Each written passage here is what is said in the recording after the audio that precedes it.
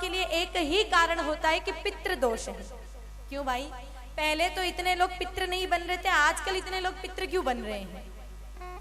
अगर पहले इतने लोग पितृ बनते होते तो सबके गले और सबके खेत तो पितरों को बिठाने में ही भर जाते, फिर न तो रहने की जगह होती मेरे भाई बहनों, न अन्न उगाने के खेत की जगह होती। तो पहले इतने लोग पितृ नहीं बनते थे, जबकि पहले तीर्थ यात्रा या फिर ज्यादा मेरे भाई बहनों तीर्थों में जाकर के स्नान भी वो लोग नहीं कर सकते थे, क्योंकि पहले अधिकतर लोग किसान होते। अब कोई किसान बीज बोकर के जावे गंगा जी, पैदल पैदल जावे, क्योंकि साधन तो होते नहीं थे, पैदल पैदल जावे और पैदल पैदल वापस आवे, 6 महीने में घर पर पहुंचे, इतने में तो फसल ही गंगा जी पहुंच जावे।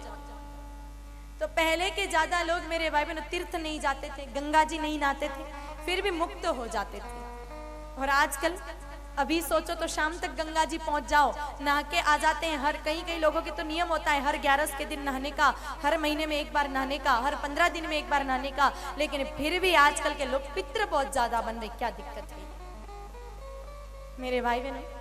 पहले भले ही लोग गंगा जी जा नहीं पाते थे, लेकिन गंगा मैया में डुबकी लगाने का पुण्य रोज उनको घर बैठे मिल जाता था। कैसे? पहले हर घर में गौ माताएं होती थी, 2, 5, 10, 15, 20, 25, 50, 100 गौ माताएं भी हुआ करती थी। घर में गाय माता होती थी तो दूध निकालने के लिए पति पत्नी दोनों जाते थे।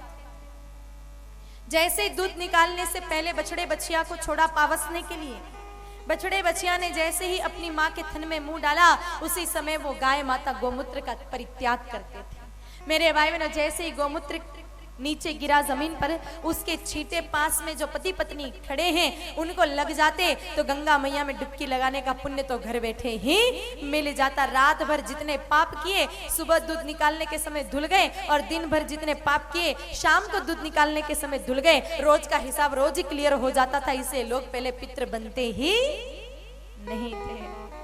अब आज तो 4 दिन पहले तो गंगा मैया में डुबकी लगाकर आ गए, लेकिन 4 दिनों में इतना पाप कर दिया कि फिर मृत्यु आएगी तो पक्का पितृ ही बनेंगे। अगर आप भी चाहें कि हमारी मुक्ति हो जाए, अब नित्य तो गंगा माता में डुबकी लगाने जा नहीं सकते गंगा जी, इसलिए रोज के पाप रोज कैसे धोवे? तो फिर उसके लिए काम कीजिए, आप जो स्नान करते हैं उसके जल में थोड़ा सा गोमूत्र डाल करके फिर स्नान कीजिए, तो गंगा मैया में डुबकी लगाने का पुण्य हमें घर बैठे ही मिल जाए।